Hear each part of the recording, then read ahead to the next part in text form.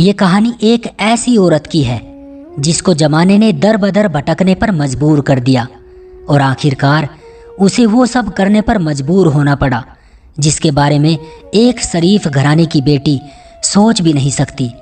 कहानी को पूरा सुनिएगा, खुदा की कसम आपकी आंखों में भी आंसू आ जाएंगे। वो देखने में किसी शरीफ घर की बेटी लग रही थी। मैं उसके पास गया और वो मेरे करीब होकर बोली, चलोगे साहिब? मैंने पूछा, कितने पैसे लोगी? कहने लगी, आप कितने देंगे? मैंने उसकी नीली आंखों में झांक कर देखा, वो बेबस सी लग रही थी। मैं बोला, आओ कार में बैठो। वो डरते डरते बोली, कितने आदमी हो साहिब? मैंने कहा, डरो नहीं, मैं अकेला ही हूँ। थोड़ी देर बाद वो फिर से बोली, आप मुझे सिगरेट से अजियत तो नहीं देंगे ना? मैं मुस्कुराया और बोला, बिल्कुल भी नहीं। फिर उसने एक लंबी सांस ली और बोली, आप मेरे साथ कोई जुल्म तो नहीं करेंगे ना साहिब? आप चाहे मुझे 500 रुपये कम दे देना, लेकिन मेरे साथ बुरा ना करना। वो बहुत खूबसूरत थी, मासूमियत उसकी बातों से टपक रही थी। फिर भी खुदा जाने वो क्यों जिस्म बेचने पर मजबूर थी। वो नहीं जानती थी कि मैं कौन हूँ। मैंने पूछा, खाना खाया कि नहीं? वो बोली, नहीं। मैंने एक होटल के सामने कार रोकी। होटल वाला मुझे पहले से जानता था। उसने जल्दी से मुझे खाना पैक करके दिया। मैं कार में आकर बैठ गया और अपने ऑफिस की तरफ चल दिया। चौकीदार ने दरवाज़ा खोला। मैंने कार पार्क की। रात के 11 बज रहे थे। सब अपना अपना काम कर रहे थे।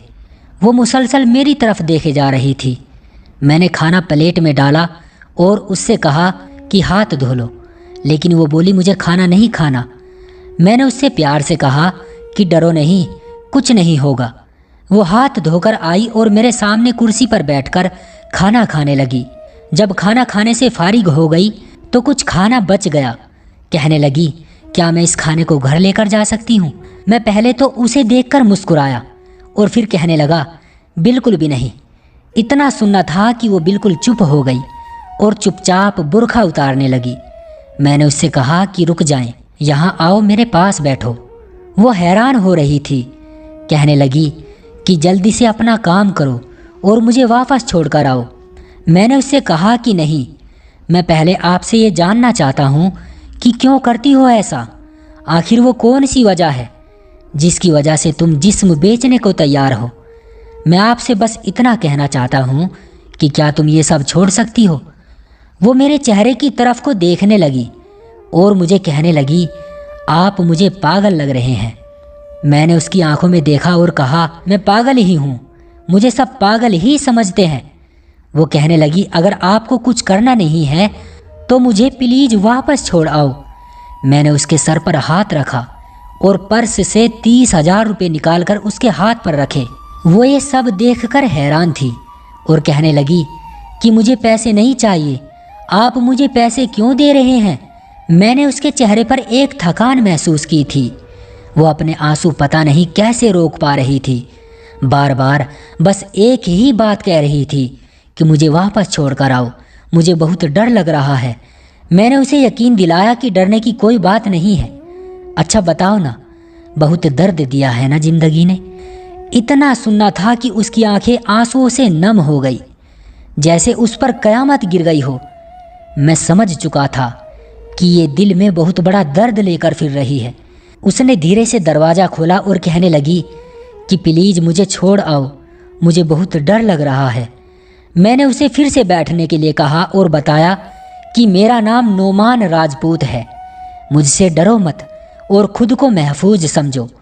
जब उसे यकीन हो गया कि कोई परेशानी की बात नहीं है तो बताने लगी कि सोहर गुजर गया है और 3 बेटियां हैं। ससुराल वालों ने भी घर से निकाल दिया। मेरे माँ बाप भी गुजर चुके हैं और मेरा कोई भाई भी नहीं है। मामू के घर आई, लेकिन मामू के बेटे ने भी मेरे साथ ज्यादती की। मैंने जब मामी को सारी बात बताई तो सब ने मुझे गलत ठहराया और मुझे धक्के मार मार कर घर से बाहर निकाल दिया। दूर के रिश्तेदार ने मेरी एक बुढ़े से शादी करा दी। उसके भी बच्चे थे। उसके बच्चों ने मुझे बहुत जलील किया। थोड़े दिन बाद वो सोहर भी गुजर गया। बेटियों को लेकर दर बदर फिरने लगी। न छत थी, न रोटी थी, न पहनने के लिए कपड़ा था। बच्चे भूख से बेहाल थे। सड़क पर खड़ी थी। थोड़ी देर बाद एक साहिब आए और कहने लगे, 1 घंटे के 5,000 रुपये दूंगा। ना चाहते हुए भी माँ की ममता, हालात की सताई हुई, आखिर क्या करती। मैं उसके साथ चली गई। अब हर रोज़ जिस्म बेचती हूँ। किराए का घर ले लिया है। बेटियों को अकेला छोड़कर आती हूँ।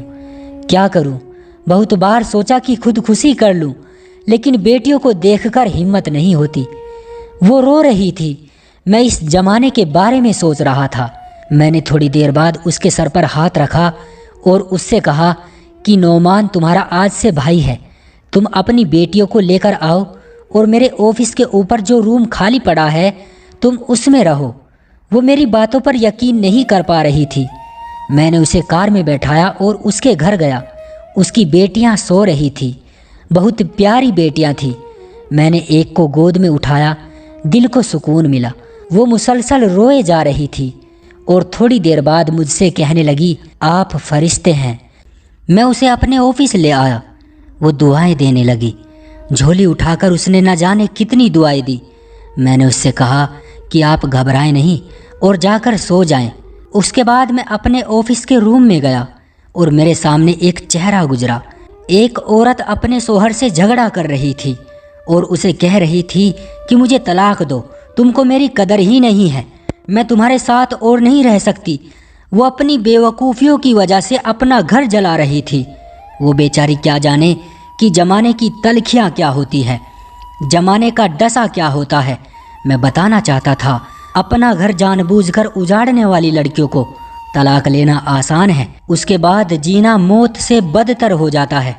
कभी सास का रोना, कभी नंद का स्यापा, कभी कभी जेठानी से लड़ाई, ये हर घर की बात है। इसका हरगिज मतलब ये नहीं है कि तलाक ले ली जाए। हजारों के आंसू देखकर अपने घरों को आबाद रखो।